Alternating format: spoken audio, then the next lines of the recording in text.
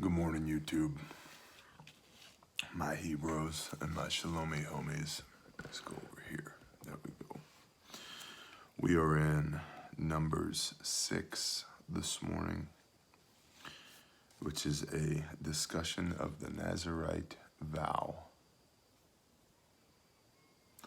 This is pretty cool stuff. And so we're going to basically just jump right into it, and then we'll come back a little bit.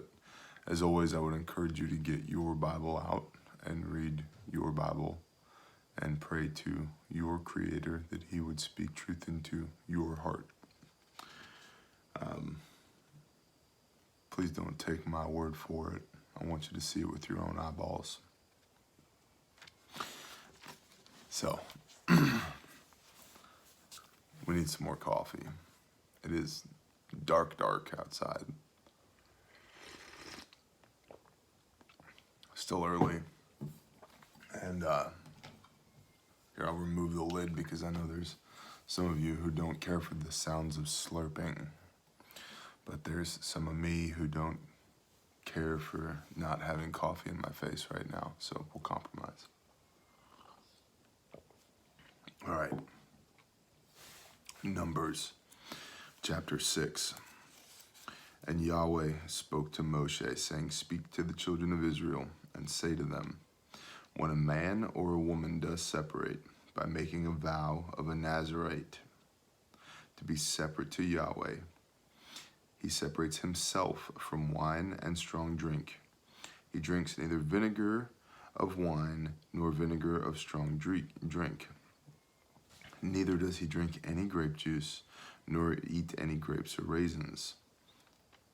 All the days of his separation he does not eat whatever is made of the grapevine from seed to skin.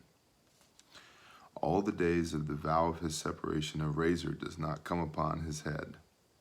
Until the days are completed from which he does separate himself to Yahweh, he is set apart.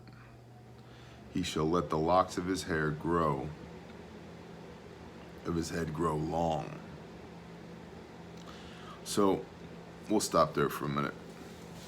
The Nazarite vow comes from the Hebrew word Nazir, N-A-Z-I-R,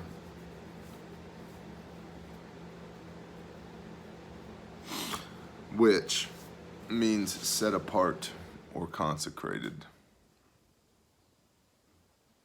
So to be set apart means to be holy, means to be sanctified. So to take this vow to be set apart or holy or consecrated unto Yahweh, a man or a woman does separate themselves by making this vow. And this vow is you're not going to drink wine or strong drink. No wine or liquor. No vinegar from wine or liquor. No grape juice, no grapes. And you also don't cut your hair for the duration of the vow. And we're going to come here and see just a little bit about the duration of the vow. But I'm actually thinking about Matthew over here, and I think it's in Matthew 26, where Yeshua is betrayed and then hung on a stake. And so before, at the Pesach, at the Last Supper, what does he say here? Right, so they do, at the Last Supper, they do the bread and the wine, and then Matthew 26:29, Yeshua says, "But I say to you, I shall certainly not drink of this fruit of the vine from now on until the day when I drink of it anew with you in the reign of my Father." And I have there in the margin, Nazarite vow, question mark. So that's wine, right? And we know that Yeshua did drink wine because elsewhere in Matthew, he's talking about how the Pharisees said that John the Baptist had demons because he didn't drink, and that they said Yeshua was a drunk because he did drink. And he's like, pick one. what do you want? Calling them on their hypocrisy, as he is wanted to do repeatedly. And then,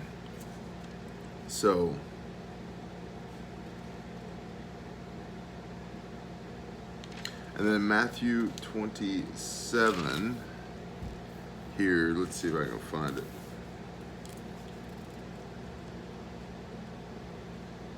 Right here, Matthew 27:48. So actually in 46, and about the 9th hour, Yeshua cried out with a loud voice, saying, Eli, Eli, lema sabachthani, that is, my El, why have you forsaken me? Some of those standing there, having heard, said, this one calls for Eliyahu.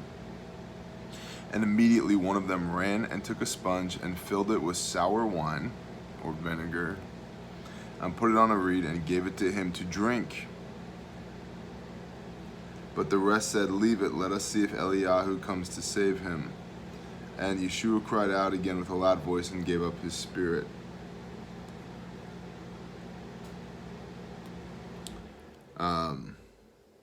Right, and so here, also in 27:33, and when they came to a place called Golgotha, that is to say the place of the skull, they gave him wine mixed with bile to drink, and after tasting it, he would not drink it. Having impaled him, they divided his garments, casting lots.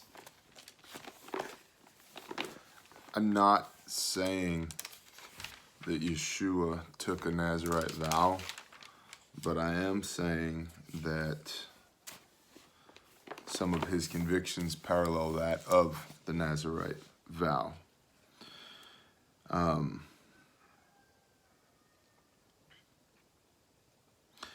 We'll read a little bit more and then we'll come back again. So in 6:6, number 6:6, all the days of his separation to Yahweh, he does not go near a dead body. He does not make himself unclean for his father or his mother or his brother or his sister when they die, because his separation to Elohim is on his head. Meaning that we're not attending any funerals here. We're not going near dead bodies because that would be a ritual defilement. And so this is about being set apart, being ritually clean to the Most High. All the days of his separation, he is set apart to Yahweh. See? And when anyone dies beside him in an instant, suddenly, and he has defiled the head of his separation, then he shall shave his head on the day of his cleansing. On the 7th day he shaves it. And on the 8th day he brings 2 turtle doves or 2 young pigeons to the priest to the door of the tent of appointment. And the priest shall prepare one as a sin offering and the other as an ascending offering, and shall make atonement for him, because he sinned by reason of the dead body. And he shall set apart his head on that day. And he shall separate to Yahweh the days of his separation, and shall bring a male lamb. We'll pause here a minute. So here in 9 and 10, what it's talking about here is that if you become ritually unclean or defiled, which again, understand, ritually unclean and defilement are the same thing. So, like the whole argument about, like, well, Yeshua said, declared all foods clean. Like, they were talking about hand washing, bro, and being ritually unclean. That's why he says it's not what goes into your mouth that defiles you, but what comes out of it, because defilement and ritually unclean are the same thing. So what he's talking about here is, Yeshua was talking about was, hey, if you're eating with dirty hands, yes, that's not great, but you have an immune system, and the dirt that you've eaten will be cast out into the sewer by your intestines. So it's not what's going into your mouth with dirty hands that's making you unclean. It's this filth that you're spitting out of your mouth in judgment towards others. You know, the legalism and hypocrisy of the Pharisees and the Sadducees and the scribes and the high priests. So here, if you are set apart to Yahweh and you become ritually unclean through contact with a dead body, you have a do-over. I've done some research on this Nazarite vow, and basically there was one person that took a vow, and see, you can specify the length of the vow. If it's unspecified or less than 30 days, it is 30 days. It's a month. Otherwise, it can be a year, 7 years. Some people, as we're going to see, it's their entire life. And so there's two types here. There's somebody who is a Nazarite for their whole life and somebody who is a Nazarite for a period of time. And so during that period of time, if you are a Nazarite, your separation, let's say it's 30 days, and you become defiled, you would take a peace offering, right? You would shave your head on the 7th day of your cleansing, of your being set apart.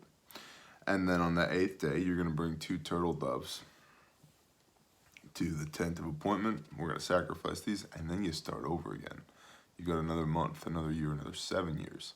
And in my research, I found one person who I can't remember, and it was a female, who she was going to take a Nazarite vow for 7 years.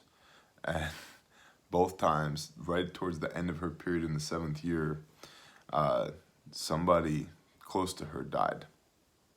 And she had to redo it twice. So she spent 21 years as a Nazarite, set apart to Yahweh. So the goal here for us being to be set apart to Yahweh all the time, to the best of our ability. But I think this Nazarite vow creates an opportunity of intense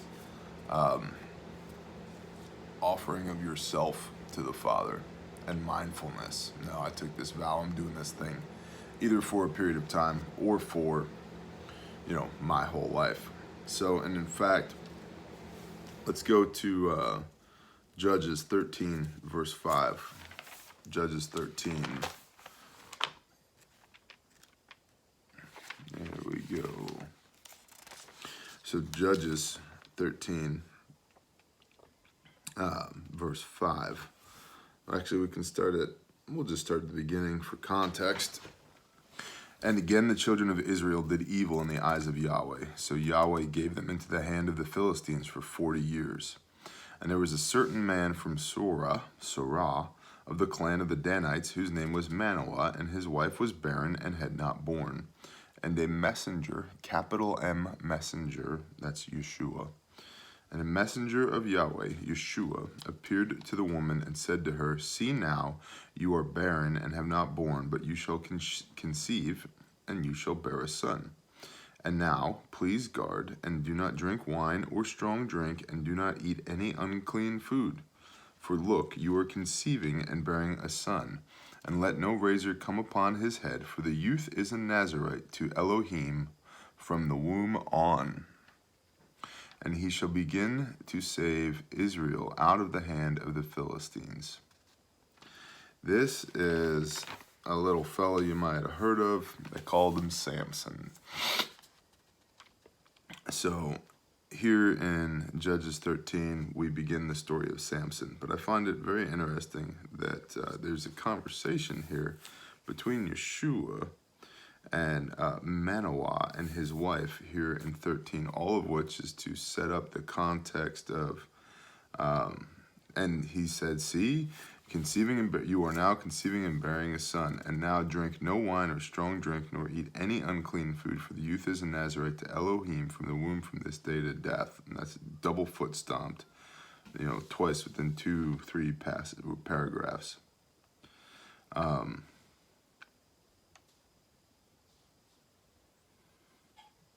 It's very interesting to me that Yeshua, I love how Yeshua shows up all the time. The messenger of Yahweh.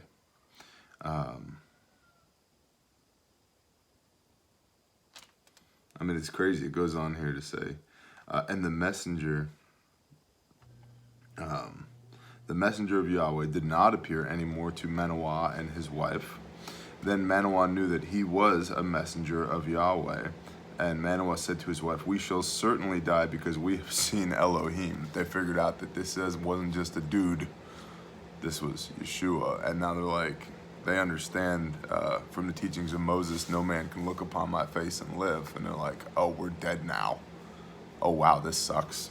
So luckily, Yeshua is our intermediator between us and the Most High, so we can have experience with him and through him to come see the Father. So this whole passage is very interesting to me in Judges 13. And then 1 Samuel 1:11, which is just a few pages over from here. 1 Sam 1:11. Come on, fingies. There we go.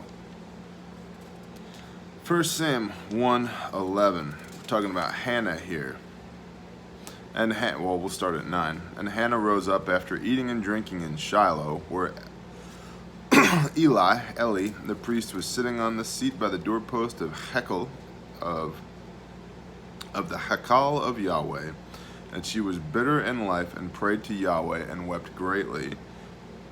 And she made a vow and said, O Yahweh of hosts, if you would indeed look upon the affliction of your female servant, and remember me, and not forget your female servant, but shall give your female servant a male child, and I shall give him to Yahweh all the days of his life, and let no razor come upon his head.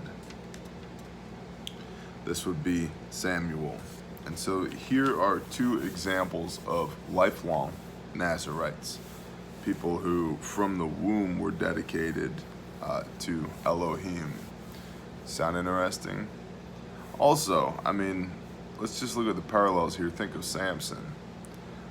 His ma was barren, and Yeshua shows up and talks with the Father. There's a blessing that goes on, and then boom, fertility restored. But this child will be set apart, Nazir, unto the Most High, to do his things. That's a shadow of a parallel between Samson and Messiah. These are recurring themes here. We see the same thing with Samuel. You know, Samson was Samson. Samuel was a prophet. And when Samson cut his hair, it broke that Nazarite vow, and he lost all of his power. But very powerful guy. And so, for Sam as well, we have a prophet here from the womb is set apart to Yahweh. If we go to Paul, actually, let's go Luke 1:13. I know, you guys are like, the flippin'. You can do it. Luke. Matthew, Mark, Luke. Lucas. 1:13.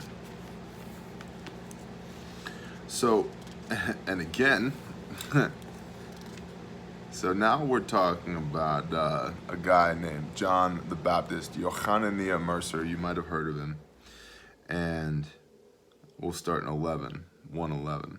And a messenger of Yahweh appeared to him, standing on the right side of the slaughter place of incense. And Zechariah saw him and was troubled, and fear fell upon him. But the messenger said, Do not be afraid, Zechariah, for your prayer is heard, and your wife Elisheba shall bear you a son, and you shall call his name Yochanan, John. And you shall have joy and gladness, and many shall rejoice at his birth. For he shall be great before Yahweh, and shall drink no wine and strong drink at all, and he shall be filled with the set apart spirit, even from his mother's womb. And he shall turn many of the children of Israel to Yahweh. And he shall go before him, before Yeshua, before the Father, in the spirit and power of Eliyahu, to turn the hearts of our fathers to the children, and the disobedient to the insight of the righteous, and to make ready a people prepared for Yahweh. There's a lot of this messenger appearing, and we're going to birth a baby who is set apart to make things happen on behalf of the kingdom.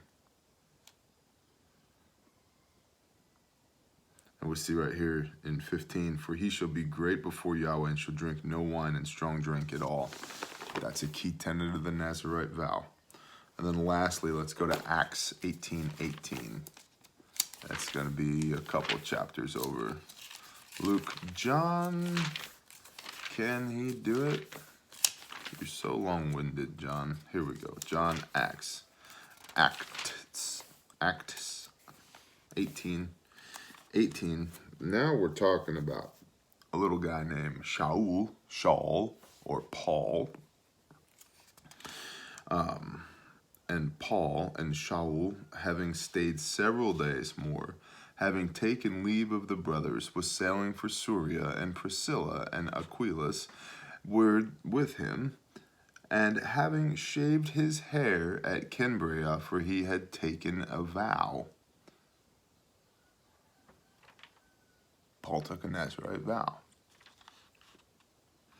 And he came to Ephesus and left them there, but he himself went into the congregation and reasoned with the Yehudim, the Jews. Paul took a Nazarite vow, shaved his head to you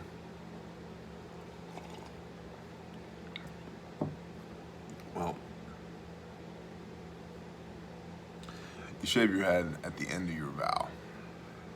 So, having taken a vow, he shaved his head. There's a lot of come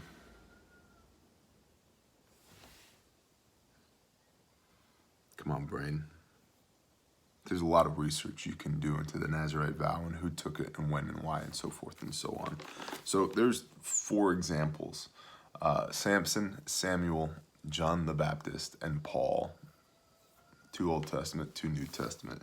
And there's, in Maccabees, the intertestament books, and I believe it's First Maccabees, there's a lot of talk of men returning from their days of their Nazarite vow. So it's worth investigating. Okay. Okay. So let's go back to number 6, and we'll read from 11 forward again. And the priest shall prepare one, these are turtle doves, one as a sin offering and the other as an ascending offering, and shall make atonement for him, because he sinned by reason of the dead body, and he shall set apart his head on that day, and shall separate to Yahweh the days of his separation, and shall bring a male lamb a year old as a guilt offering. But the former days are not counted, because his separation was defiled. This is the start over clause, okay? So if something happens, your former days are not counted because the separation was defiled. So start over. And this is the Torah of the Nazarite. When the days of his separation are completed, he is brought to the door of the tent of appointment. And he shall bring his offering to Yahweh, one male lamb a year old, a perfect one, as an ascending offering, and one ewe lamb a year old, a perfect one, as a sin offering, and one ram, a perfect one, as a peace offering. And a basket of unleavened bread, cakes of fine flour mixed with oil, and unleavened thin cakes anointed with oil, and their grain offering with their drink offerings. And the priest shall bring them before Yahweh, and prepare his sin offering and his ascending offering. And he shall prepare the ram as a slaughtering of peace offerings to Yahweh together with the basket of unleavened bread. And the priest shall prepare its grain offering and its drink offering. And the Nazarite shall shave the head of his separation at the door of the tent of appointment, and shall take the hair from the head of separation, and put it on the fire which is under the slaughter of the peace offerings. So, and the Nazarite shall shave the head of his separation at the door of the tent of appointment. Then we're going to take the hair and put it on the fire which is under the slaughter place of the peace offerings. Have you ever smelled burnt hair? Everybody within the area knew what was going on if they smelled that. And the priest shall take the boiled shoulder of the ram, and one unleavened cake from the basket, and one unleavened thin cake, and put them upon the hands of the Nazarite after he has shaved the hair of his separation. So there's a portion here. The shoulder of the ram and some bread is going to the Nazarite. Then the priest shall wave them, a wave offering before Yahweh. It is set apart for the priest, besides the breast of the wave offering, and besides the thigh of the contribution. And afterwards the Nazarite shall drink wine. This is the Torah of the Nazarite who vows to Yahweh the offering for his separation, and besides that, whatever else his hand is able to provide. According to the vow which he takes, so he shall do according to the Torah of his separation. So, not just his separation, but beside that, whatever else his hand is able to provide. According to the vow which he takes, so he shall do according to the Torah of his separation. So let's say if I was going to go for a month of Nazarite separation and donate $500 to charity. Okay, I need to do both of those things. Or, I'm going to be a Nazarite for a year and donate $10K to charity. Okay, make it happen. Speak to Aaron and his son, saying, I love this. And Yahweh spoke to Moshe, saying, speak to Aaron and his sons, saying, this is how you bless the children of Israel. Say to them, Yahweh bless you and guard you. Yahweh make his face to shine upon you and show favor to you. Yahweh lift up his face upon you and give you peace. Thus they shall put my name on the children of Israel, and I myself shall bless them. And that's number 6. I love that blessing at the end, from 22 to 27. This is the Aaronic blessing. I had a pastor in the non-denominational Christian church that closed out, good morning, babe, that closed out our services each week with that blessing, which was pretty cool. I enjoyed it. And then there's, you should hear it sung by somebody who speaks Hebrew. It's very impressive, at least to me. So, number 6. Who's taking a Nazarite vow with me? Let's go a month. No razors, no drinking, no defilement. I'm recording this on what's today, the 10th? What's today's date? The 10th? The 10th. So, I will let a razor come upon my head on the 10th of next month. Shabbat shalom, y'all.